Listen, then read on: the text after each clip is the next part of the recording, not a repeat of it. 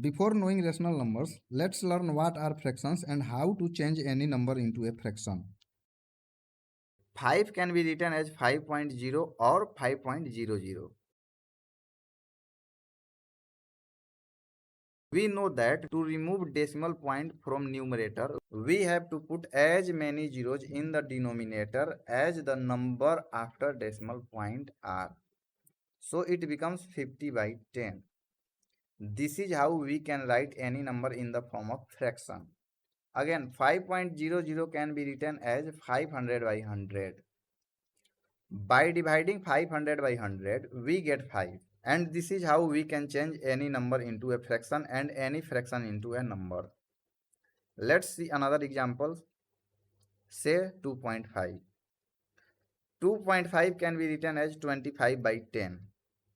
And when we divide it by 5, it becomes 5 by 2. So we have some negative, positive and decimal numbers. We can write one below each number and hence they become fractions. Now let's understand the concept of rational numbers. A number is called rational if it can be written in the form of p by q, where p and q are integers and q is not equal to 0. That means any number which is in the form of fraction is called rational number. As you can see, all of these numbers are rational because each of number are in the form p by q, where p and q are integers and also q is not equal to 0.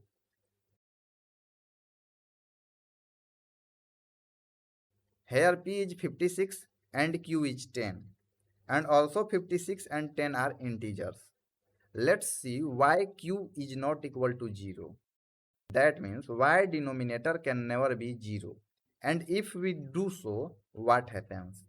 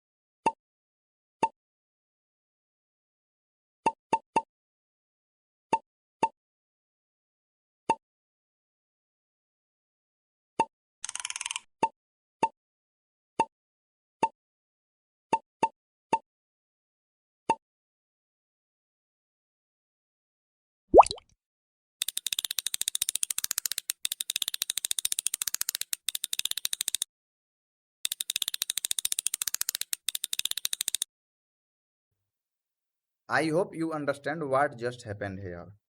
And if you don't, I will tell you. Let's go back to see what happened. So before we understand this thing, I want to ask you a question. What is division? Division is a form of subtraction. That means we withdraw numbers from the whole quantity. Let's see how. If 6 is divided by 6, that means we withdraw 6 one time from 6 and get quotient 1 and remainder 0. If 6 is divided by 3, that means 3 subtracted 2 times from 6 and we get quotient 2. Again, one thing to understand here is that how many 3 should be subtracted from 6 so that 6 becomes 0. That means remainder becomes 0. The answer is 2 times.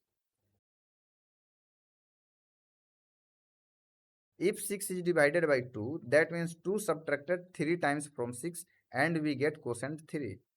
If 6 is divided by 1, 1 subtracted 6 times from 6 and we get quotient 6.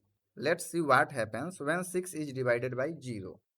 Not only 0, any number can be taken instead of it, but result will be same. For now we will take 6. Again we have a question. How many times 0 should be subtracted from 6 so that 6 becomes 0? 0 can be subtracted unlimited times. That means infinite times. But 6 will never become 0. And this incident leads us to a fact that when we divide any number by 0, we create an infinity loop which will never end. That means we will spend our whole life to subtract 0 from 6, but we will never get any answer.